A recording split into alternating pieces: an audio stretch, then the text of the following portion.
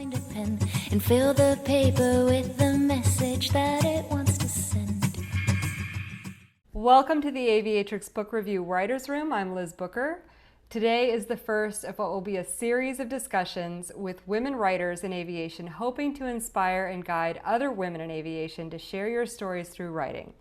If you're a woman either writing or considering writing in aviation, please join us in the Aviatrix Writers Facebook group and in the Writers Room at the Aviatrix Book Review website. Today's discussion is entitled Novel or Memoir? What exactly are you writing and why? Which will be facilitated by pilot and author Robin D. Kardon. Before becoming an award-winning author, Robin, writing under the name R.D. Kardon, had a 12-year flying career as a corporate and airline pilot. She holds an airline transport pilot certificate and 3 captain qualifications. Her travels took her all over the world in every type of airplane, from small engine Cessnas to the Boeing 737. Robin earned her Bachelor of Arts in Journalism and Sociology from New York University and her law degree from American University, Washington College of Law.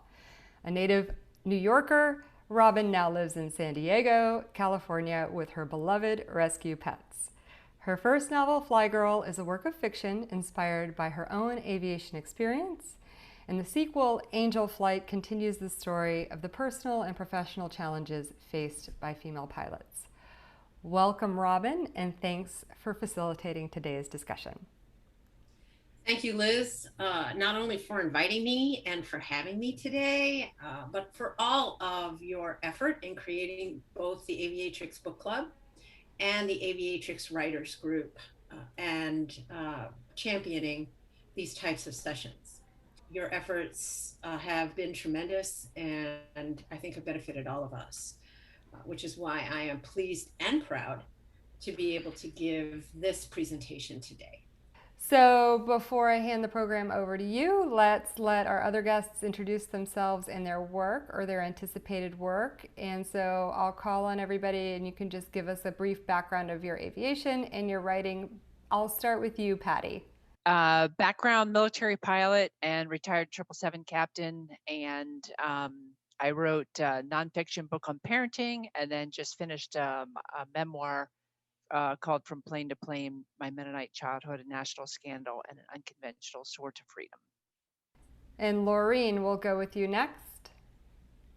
I was spent 20 years in the Navy as a helicopter pilot, flew the H-46, the H-2, and the H-3, and did some deployments on supply ships, command and control ships, and Middle East deployments.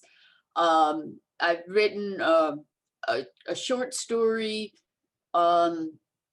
that's fiction, but parts of it I could pull and revise a bit and start into a memoir. That's about it for me. Okay, and Laura. All right. Hi, my name is Laura, as everyone can see. I'm currently finishing up my private pilot's license, and I haven't written anything yet, but I've started work on some fiction books and some nonfiction. So, aspiring writer currently. Thank you. And Becky. Hello, Becky Kardon. I've recently retired from 34 years in the airlines, 8 years in the Navy before that. And I have written 2 novels based on experiences, but they're novels. So this discussion will be extra interesting to me. My latest is She Flies, and the earliest one was City Slicker's Guide to Country Living. And Lola. Hello, everyone. My name is Lola Reed Allen, and I'm a Canadian pilot. I have an airline transport license, and I flew in the 70s, 80s, and 90s in Ontario, in Northern Ontario, Northern Canada, and British Columbia. I flew Twin Otters, Dash 8s, and I worked with flight safety de Havilland in Toronto at the Downsview Airport. And I've written several articles about, nonfiction articles about women in aviation, and I've finished my memoir entitled Against the Wind, and now I'm trying to find an agent and or a publisher. Awesome. Okay, I think I got everyone, and I'm Liz Booker. I am a retired Coast Guard helicopter pilot. I have my commercial fixed and rotary wing licenses, and now I fly general aviation recreationally, and I am currently writing fiction for young adults. Robin, over to you. I want to thank you all for joining us today again, and Liz for hosting. There is a preponderance of former military aviatrix types on this call. And before I go any further, I would like to thank you all for your service.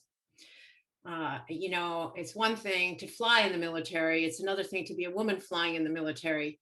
And here you all are, and most of you are smiling. So thank you very much for what you've done for all of us. Yes, the presentation is called Novel or Memoir. What exactly are you writing and why? And this is an interesting question, and I think we're going to explore all of the reasons for that. I would invite all of you, if you have a question, because it's a small group, if you have a question or a comment that you absolutely have to share while the presentation is ongoing, please raise your hand, or, you know, do what Becky did and, you know, wave furiously. And Liz, if I don't see it, Liz will, and she will interrupt me. You know my background, so I'm not going to spend a whole lot of time on that. Liz did a perfectly beautiful introduction that covered all the bases. And if you have any questions after this presentation, frankly, you all know how to reach me through Aviatrix Writers and the Aviatrix Book Club. But if for no other reason than to give you yet another group of ways to contact me, there's my social media handle, my website address, and yet another email address. This presentation was first given at the Southern California Writers Conference this past February. I have revised it a bit to make it slightly more relevant to this group, but frankly, as I was going through it, I could see that there were some universal questions that were covered. Now, I'm a former consultant, and my greatest skill is expectations management, to make sure at the very beginning that you know what this is and what this is not. We're going to talk about the themes and qualities of memoirs and novels, how they're the same and how they're different. And I want to provoke some thought as all of you try and determine what it is you want to write, and maybe provide some helpful resources. This is not a how-to guide for how to write either a memoir or novel. I would certainly not be qualified to give either. It is not a deep dive into the elements required to write a plot or a character arc. And it is not a primer on how to get your manuscript published. When I figure out how to do that, I can, Liz, I will bottle it and sell it. Some definitions, let's start with that. A memoir. Memoir, the word memoir from the French, is a nonfiction narrative based on personal memories. The assertions made in the work are understood to be factual. So factual. This is a true story. Generally about a specific event or series of events over a discernible period of time, which may or may not be meant for publication. And that is an issue that we're going to spend some time on. May or may not be meant for publication. A novel is fiction. It includes a character and action. So character arcs and plot. It can be based on a true story, inspired by actual events, not true at all, totally from the author's imagination, generally has a specific theme. It has no time constraint. One of the popular novels of my youth was The Thornbirds by a woman named Colleen McCullough, who, and looking back on it now, I think that book took place over 200-300 years. I don't know, but it seemed to be, let's just say, an epic. And a novel that you write may or may not be meant for publication. So let's start at the beginning. You have a story to tell. What is the why? What is your why? Are you writing, if you want to write a memoir, are you writing family history? Are you trying to reveal something about yourself? Is it a memorial? Are you tracking a sequence of events? Are you writing for posterity? And that's something I added for this group, because it occurred to me that so much and so many of the books written by women in aviation or about women in aviation are memoirs or autobiographies or historical novels in some respects. A recent one, which needless to say, I had a lot of contact with the author, was Fly Girls, which came out about 3 months before my novel Fly Girl. And Keith, who's a New York Times journalist, and I, we joked around about, who got more, wrong buys from the confusion. I think it probably was him. But, his book, it's really interesting. And so many people were so excited about his book about 5 trailblazing female pilots and their histories. And I mean, I'm not going to lie, I was excited too. It reads like a textbook. I never said this to him, but I had a little trouble, reading through it because it wasn't what I expected. And so many books about female aviators, to me, they read like book reports, but still they're extremely popular and people read them all the time. So then the question is, how broad is your focus? Memoir is generally focused on a particular time. Now, distinguish this from autobiography, which is I was born and I'm alive today, and everything in between. Memoir tends to be something that's focused on a particular period of time in a person's life. Whose point of view you're telling a story from. Your narrative voice in memoir is always you, I. Who are the characters? Real people. What is the story structure? It's undefined. Examples are 2 of my favorite memoirs, which do not involve aviation at all, or We Will Always Have Paris by Jennifer Coburn, which in the context of telling the story of a trip to Paris with her daughter, she talks about her father and his death and how it affected her. Trudge by Laurie Oliver Tierney is a classic memoir. It is limited in time to the amount of time it took this mid-50s woman with bad knees and asthma to hike the entire John Muir Trail and what it was like doing that. And it's Laurie's a very good friend, and it really is a great story. It really is a great story, but it is a classic memoir.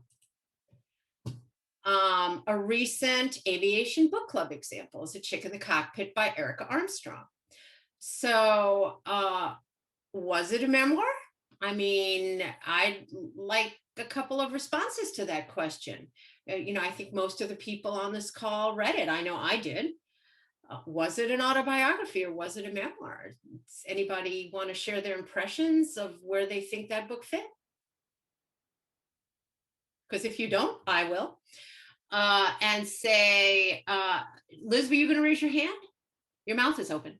Well, if nobody else will, I was like scrolling to see if anybody else wanted to say anything, but it was absolutely a memoir because it covered a period of Erica's life. It wasn't birth to death or to now. So yeah, no, it was absolutely a memoir that covered a specific topic in a specific period of her life and how those events affected her life. Right, and that is the classic memoir. Now, another example that's being called a memoir, which many of you may have read, I read it, Becoming by Michelle Obama. The time period it covers is very broad, and even though it's pitched as a memoir, I think that it might be closer to an autobiography. So, two good examples, one of which is relevant to the work that we've been doing together. So moving on to novel. Made up story can be anything as long as it has a theme. You can't write stream of consciousness for 75,000 or 80,000 or 90,000 words and necessarily call it a novel. The timeline can be historical, it can be present day, it can take place over seconds, minutes, days, years, or like the Thornbirds, seemingly centuries. My first book, Fly Girl, took place over about 1.5 years. Angel Flight, 3 months. And my third book, as yet untitled, over a period of just weeks. It has to have a structure. Any novelist who's smiling, Becky's smiling, because she knows that, there are many theories about structure, but at the very least, you have to have a beginning, a middle, and an end. You have to have characters. Each must have an arc. Typically, these characters include a protagonist and an antagonist, supporting characters, and the key to moving. Okay, Bex, what do you have to say? I just wonder about ARC. Is that an acronym for something that I'm supposed to know as a writer? No, arc is actually simply that, arc. In other words, the character in a novel, the main character has to be transformed. Something about them has to be different at the end than it was at the beginning, generally because of a conflict. And that is simply called the character arc. And as I have been taught, and can see in just about every novel I've ever read, there's some type of conflict that will move the story forward. And these are essential elements of a novel. Now, from whose point of view is that story told? It can be multiple voices. They can be I, first person, you, second person, or typical is third person, he, she, they. Or the infamous omniscient narrator who knows what everyone is thinking all the time. A popular example of an author who writes from omniscient just about every time is Jonathan Franzen, who wrote oh God, what's the name of it?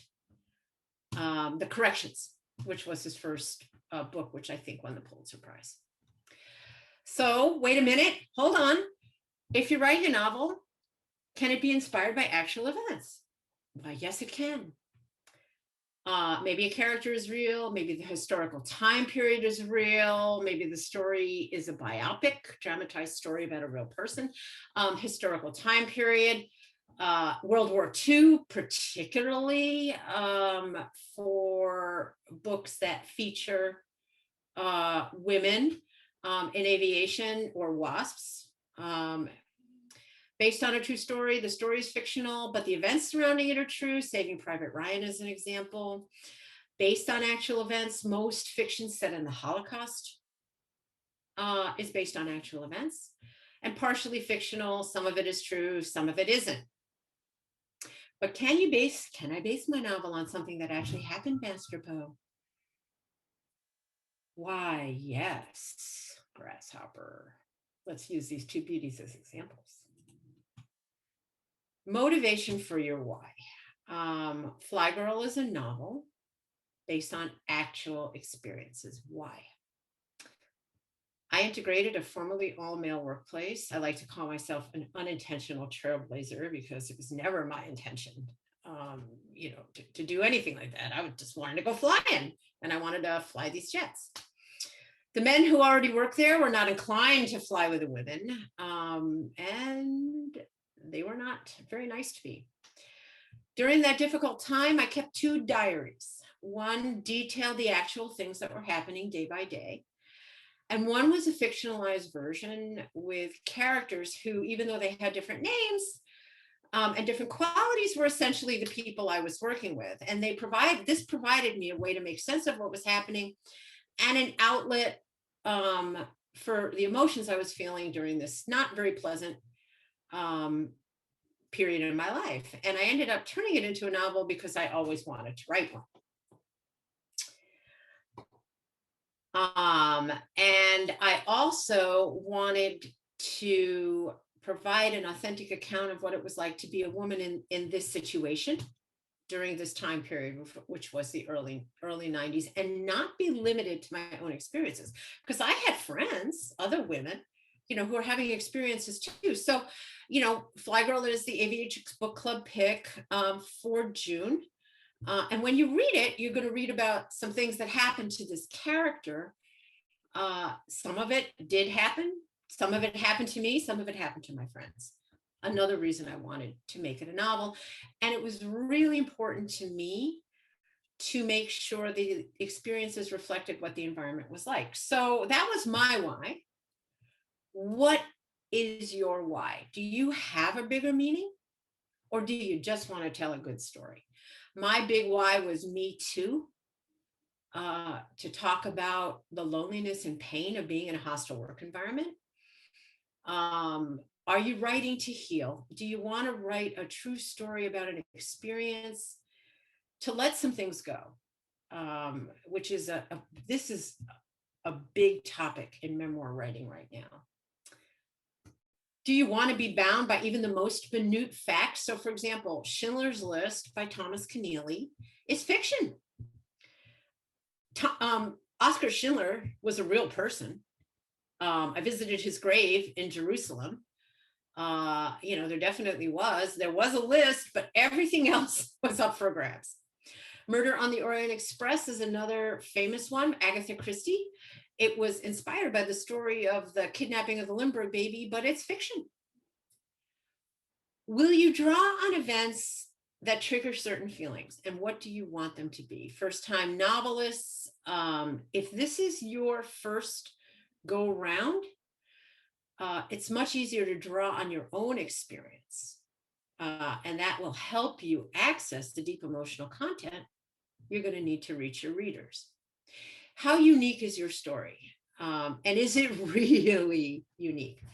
I don't know if anyone here has read the memoir Educated by Tara Westover, but yeah, Lola, that one will keep you up at night. What a story. That's all I can say. What a story. I mean, honestly, I personally believe after reading it that she had no choice but to write a memoir about those days, because if it were not, no one would believe it would actually happen.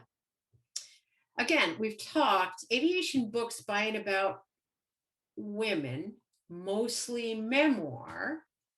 So I open it up to the gallery here. What's the why? Why do you suppose this is?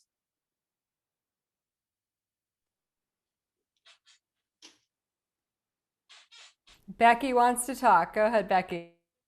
Hey, Becky. It was, hi, it was cathartic. I wrote a novel and not a memoir, but the writing of it was very cathartic. Right. Yeah, exactly. Right. To some extent, writing to heal, writing to, in my book, I wanted to change the ending, which is one of the reasons I wrote it as a novel. But again, and this is something I wrestle with too when I'm looking at books. Okay, Laura? And you have to unmute yourself. Yes. I was just going to say they're mostly memoir, I think partly because aviation is such a specific topic. So if you haven't flown, you're probably unlikely to write about it. Well, but here's the thing, so many of these memoirs are women like the people on this call telling their stories in the hope, I imagine, that someone will be comforted by them or learn something from them or be inspired. I have to ask, at what point, I'm always curious, are we inspired enough?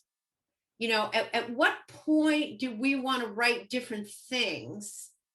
I could have written a memoir. Fly Girl could easily have been a memoir. But I guess I wanted to say something different, in terms of my why. So moving along from that, Before you go from there, Robin, Sure. there was a few things that you said in the earlier part that I am curious to hear from other people about. Sure. First of all, is my experience unique? And while we are sitting here on a call with 7 women in aviation, I do believe that every single one of us has had or is having a very unique experience within that context. And some of you who have published your books for certain have had very unique experiences. I'm curious to hear from, let's see, well, we have Patty, who has written a memoir, and Lola, who has written a memoir, what their why was for writing those before we move on, if it's okay. Absolutely. Patty? Hi. So yeah, I want to pick up on that idea that's unique. I think that every single one of us in aviation actually has a unique story just by virtue of the fact of the small percentage that we are. And I personally think that the more voices that are heard, that is just a really important part of memoir or novel or whatever. I think that there are so few people in the general population and even in the aviation population that really understand the experience. My daughter works with someone who, her boss, I think, whose husband is actually an airline pilot, and just cannot understand that anybody, particularly women, could have had a different experience than him, right? So I think it's important to tell a story just from that standpoint of, look, you went through this same experience, and there are people who have had different experiences. And I think it's important to tell that story because so few people can seem to be able to hear that.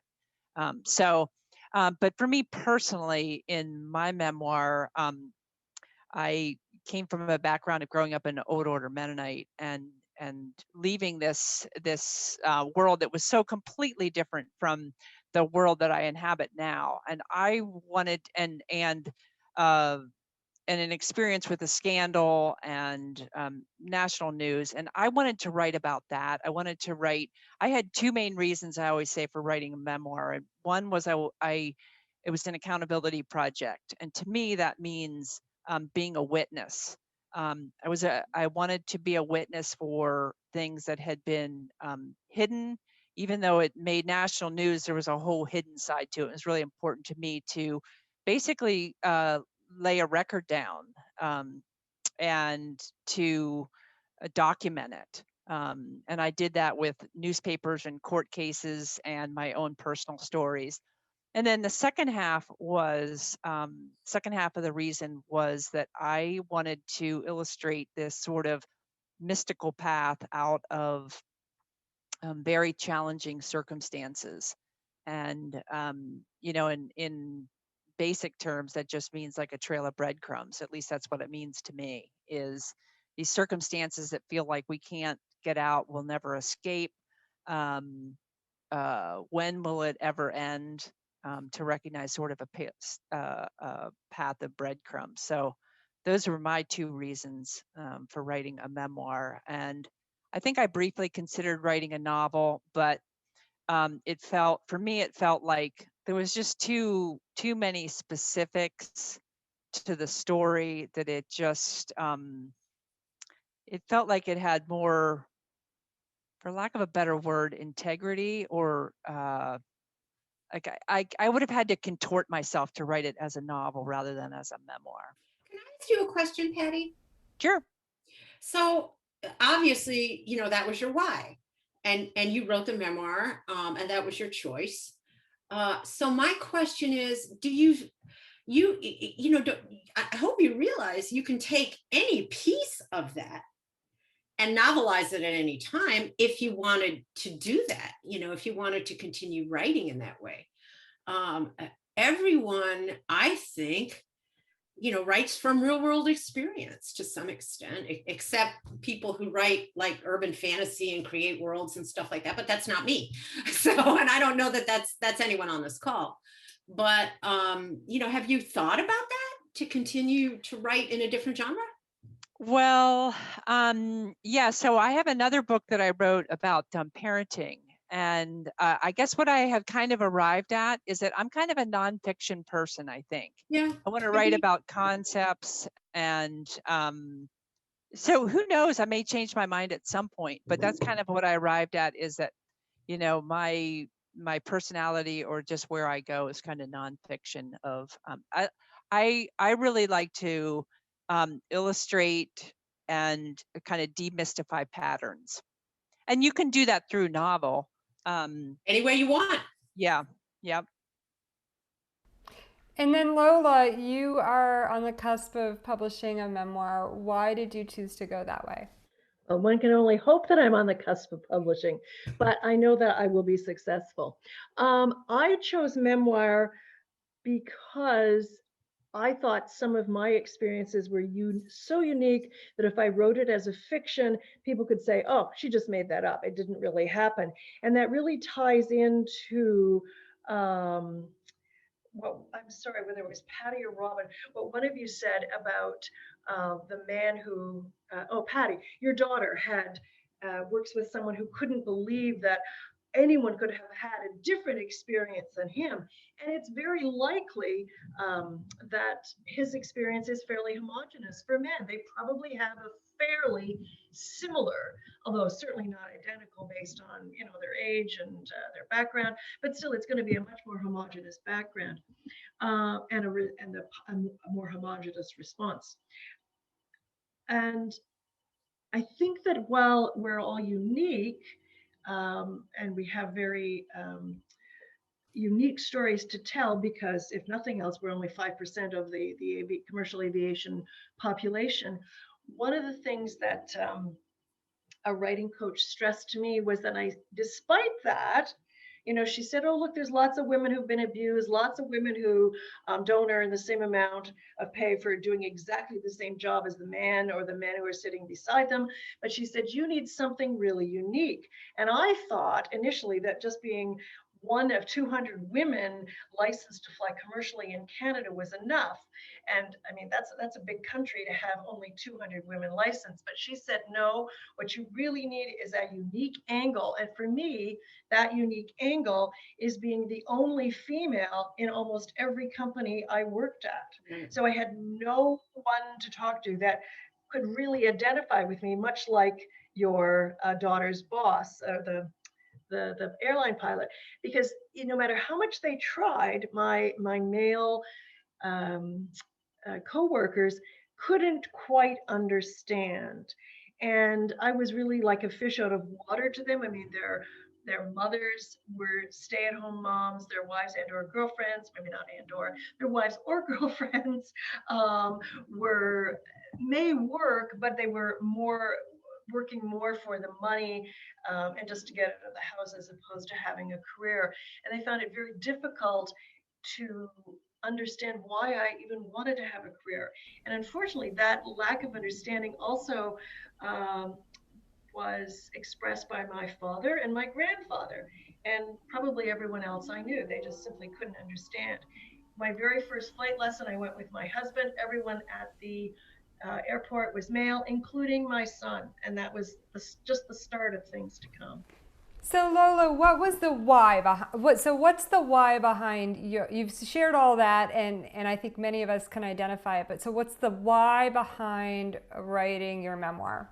Well, like Patty said, I agree with that the more we speak up, the more people are going to listen to us. For many years, for most of my career, I really didn't speak up about any of this because who was I going to speak to? My chief pilot, who was a guy who was going to fire me? Not likely. There were no women to speak with. And I think it's time to do the Me Too thing.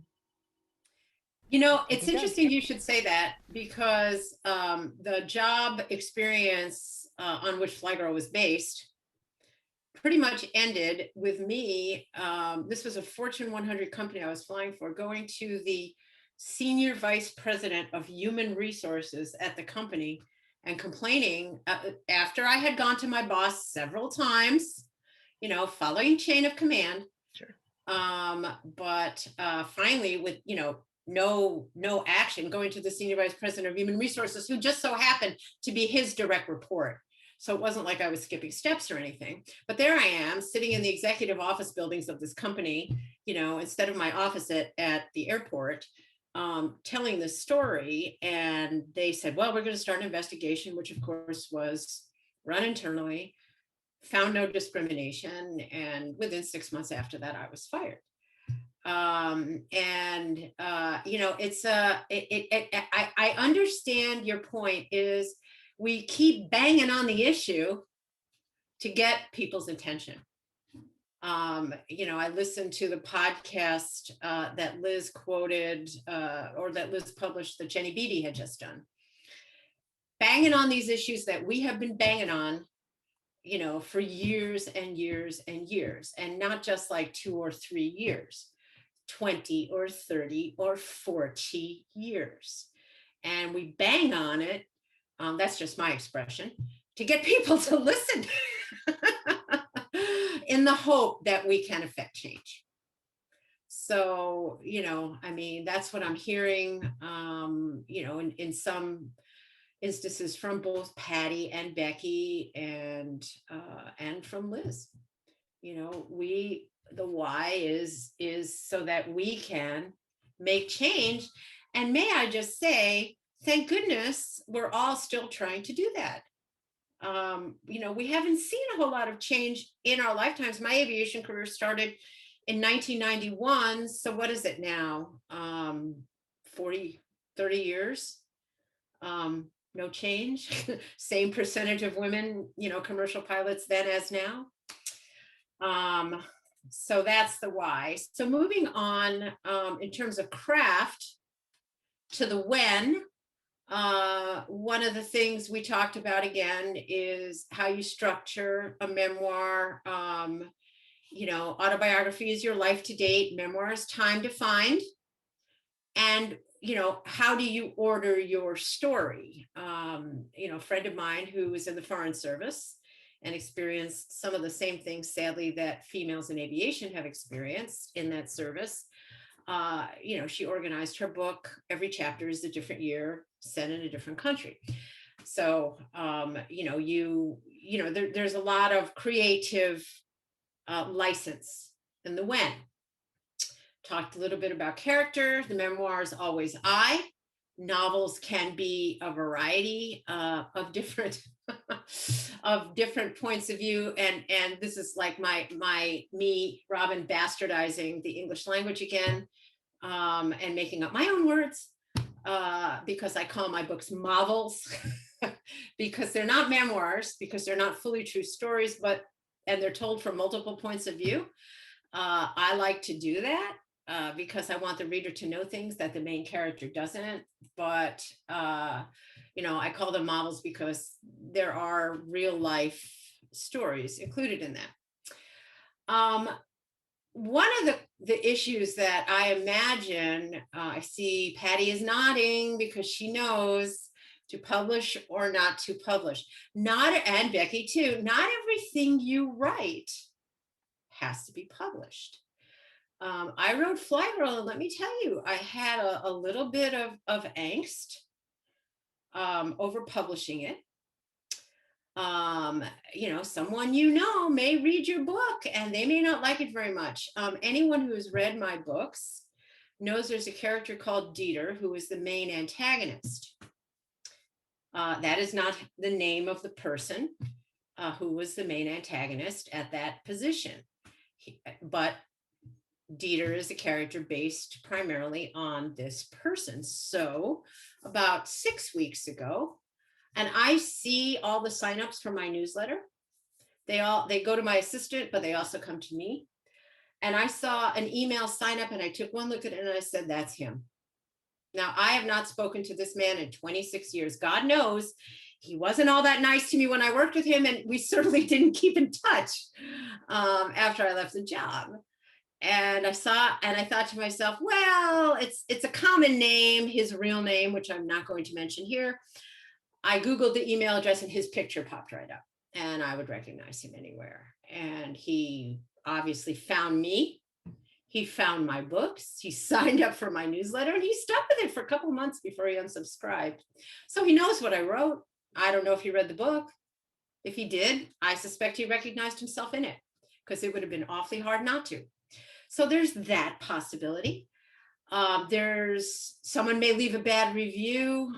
Anyone who's a prolific author knows that that's going to happen. There's nothing you can do about it. You put your work out there, and the public isn't always going to love it. Some people take it more personally than others. I'm over it. My friend Lori, however, who wrote Trudge, A Midlife Crisis on the John Muir Trail, she lives in a very, very small town in California.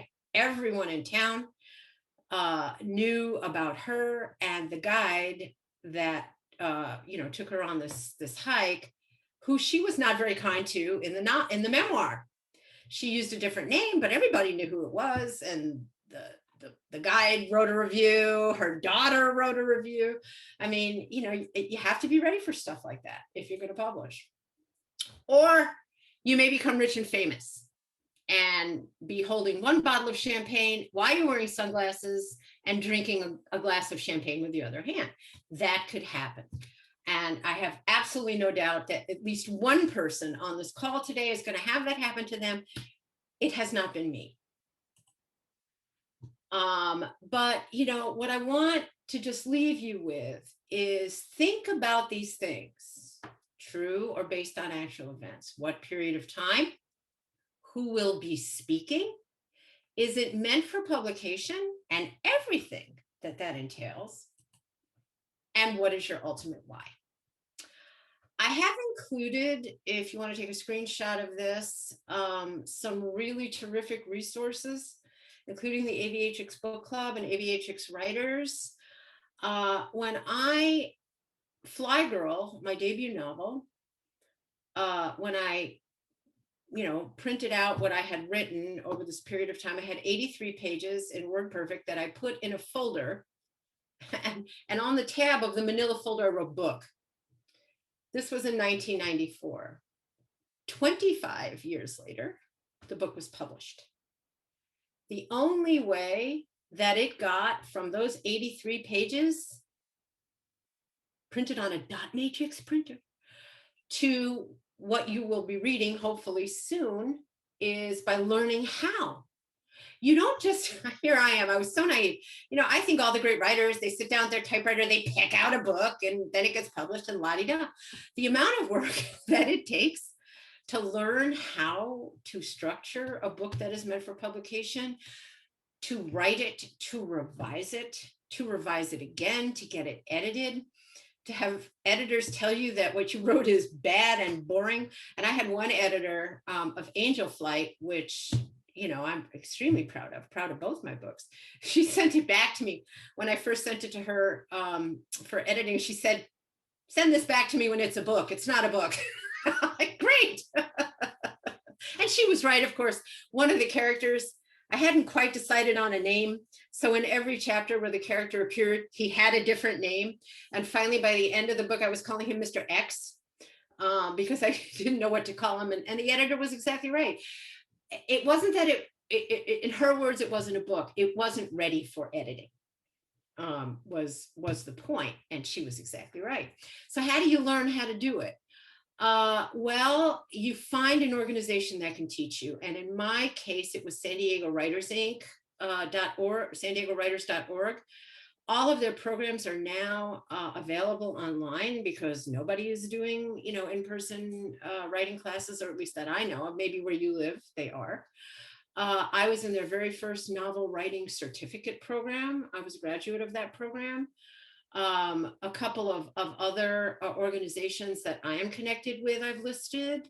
But I would encourage all of us in the Aviatrix Writers Group to share the names of organizations that have been helpful to us.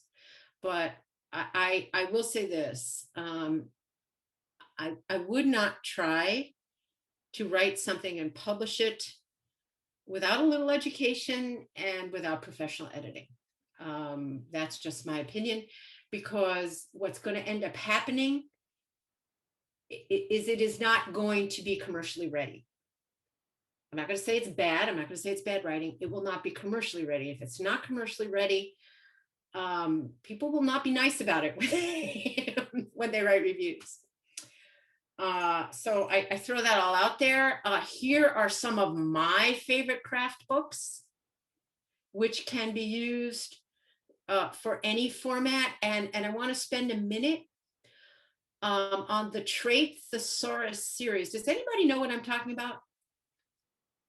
The negative trait thesaurus, the positive trait thesaurus, the emotional wound thesaurus. Patty is raising her hand. Patty says yes, of course.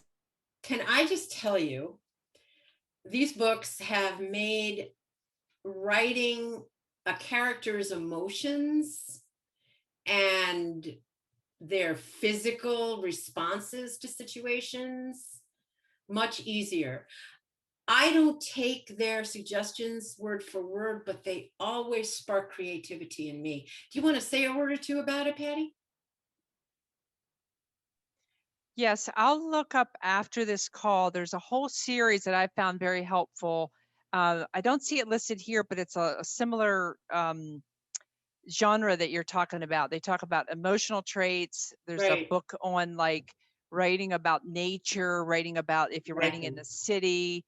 I have them somewhere else, but it's very helpful because it jogs your memory. I mean, a lot of it is it's stuff you know, but it's so specific. You're like, oh yeah, that's right, and Right. it It's jogs not your present to memory. mind. It's not present to Exactly. mind when you need it. And these books bring it present to mind.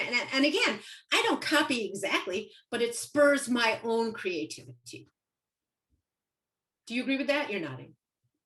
Yes, much nodding is going on. Yeah, for sure. It was it just gets you in that way of thinking. And I think particularly for me, like in writing about emotions, it you know, you can write about emotions in a kind of a narrow range, but it even just reading through it, I didn't go back, like you said, I didn't go back through and copy and paste or anything like that, but just in reading through it, I was like, oh yeah, that's right, like that's how somebody's face looks when they're thinking this or feeling this, or these are the varieties of emotion that somebody might have. It brings the subtleties into play. So yeah, it was very helpful. Yeah, that stuff is just solid gold. And you know, some of these books, I mean, everybody has a book I'm sure that they really like. These are the ones I like. And here are the books that I mentioned during the presentation. I think we're probably familiar, you know, a lot of them are very, very well known. Chick in the Cockpit is one, obviously, that we've all read. That's more about me, and I am gonna stop the screen share now if I can. So that was wonderful before. So we talked a little bit to the authors who have published their memoir. Since Becky is on, I wanted to hear from Becky why you chose to go with fiction rather than going with memoir. It was actually advice I got from a lawyer when I was considering my first book. As I was telling the stories, he said it said to me often, you should write a book. You should write a book because the stories are interesting and complex, and I like to tell them. So I said, no, Lord, no, I've got enough courtroom time. I don't want to do that. My first book is a legal thriller. And he said, no, this was a lawyer. He goes, no. He goes, and he told me that the defense, now, Robin, you're the lawyer in the group, so correct me, but this is what my lawyer friend said. The defense for defamation, slander, and libel is the truth. That's it. So his advice was, he goes, you see all this evidence? And we were in our living room having a session, and there were boxes and boxes of evidence that we'd collected and gathered. And he said, see all this evidence? Keep it. When you're ready, write your story. Change the name, change the place. You know, don't copy exactly the hair color and, personal appearance. But he goes, change it up, change that up, but tell your story. He goes, you have boxes of transcripts, you have boxes of depositions, you have boxes and boxes of letters that were written. He goes, use that as your outline, your guide, write your story, and then, and enjoy it. He goes, novelize it with different names and add in, subtract wherever you want, because it's a novel. He said, but And here you're talking about the City Slicker's Guide to Country Living, right? Country living. But he said, so when you're done with that, if anybody doesn't like it and they decide they want to take you to court, which Lord, I hope that never happens, because like I said, I've had enough court time, but unfortunate courtroom experiences. I'm not a lawyer, Robin. So he said the first thing they have to do if they get after me is to prove that the person that's described in my novel is them.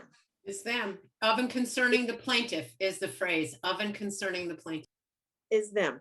And further, they have to prove, if they get that proven in a court, then what they have to prove is that I lied. And he kind of waved his hand over all our boxes of stuff. He goes, don't lie. He goes, let the story tell itself. So that's what I did. I novelized both of my books for that reason, based on that advice of my wise counsel. Oh, don't think I wasn't a little concerned when I published Fly Girl that might happen. But, it's a funny thing. The further I was really afraid of it at the beginning, but the further I got down the process, the more I realized nobody is going to want to identify themselves as one of the characters in this novel. And when you read it, you will know why. They are not going to want to point out that they are the sons of bitches I described in my stories. That is exactly right. And of course, again, I couldn't. This is the thing with writing a novel that does constrain you. If someone is a bad person,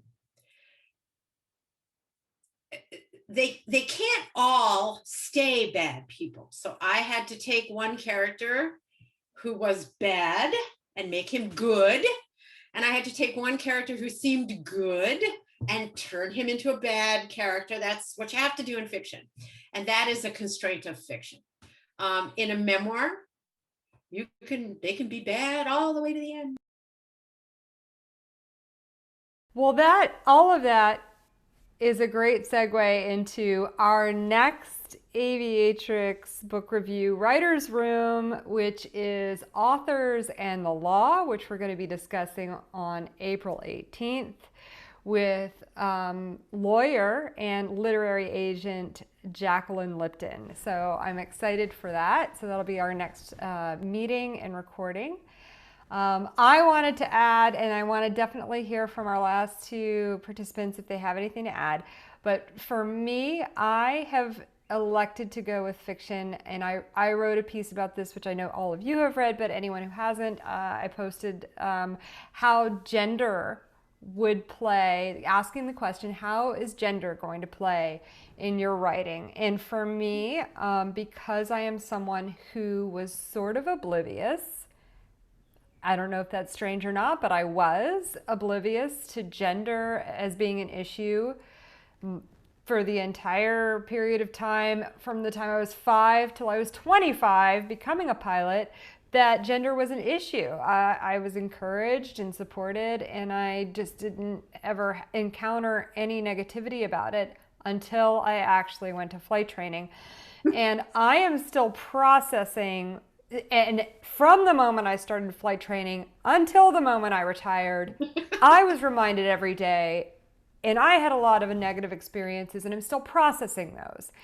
And I'm writing for young people to inspire them to join us, and I just want myself to return to that innocence. And therefore, I am writing in a place right now. I'm not saying that my characters won't ever deal with any conflict, but it's not going to be gender based for now. Maybe in the future I'll be ready to deal with that. So that's why I'm writing fiction. I want to write to inspire. I want to take the experiences, both positive and negative, and put them in fiction without having it be around gender. I just want that to be like a neutral topic. I want girls to believe that they are welcome here and that they can do it. And then when they get here, they'll have to figure it out. So that's where I am. Laura and Laureen, do you have, how are you leaning, and what has this experience convinced you of or otherwise? Well, personally, I think I'm going to start with fiction. It just seems a little easier. And to be honest, I don't have that much experience to draw on. So yeah, I'm probably going to go with fiction. And I would like to say to what you were saying, Liz, at least I feel like, now I haven't been around as long, but I feel like things are getting better, because personally, I haven't encountered any negativity from being a woman in flight training yet. So I think that's a good sign. I don't know if it changes as you get further up the chain, but I just thought that that'd be a nice thing to share, you know. Everybody's been really supportive where I've been, so. Wonderful. That's so great to hear. And Lorian, how about you? Fiction, nonfiction? I started out thinking that if I would write something, it would be fiction, but then there's kind of like a gap in that. When I retired, my girls were pretty young, and I realized that they didn't really know much about me while I was in the Navy, and so I got more the idea of writing a memoir, not in a way for them, but also try to write it so that if somebody other than them read it, it would be meaningful too. So I'm more leaning towards memoir now. Well, thank you, everyone. Thank you, especially Robin, but also for everyone else's discussion. I appreciate it. This has been wonderful. I think it's a great start to the Aviatrix book review writer's room content. I'm looking forward to lots more sessions like this, workshops, and participation, and inviting any woman in aviation who is considering writing to join us. Find a pen and fill the paper with the message that it wants to send.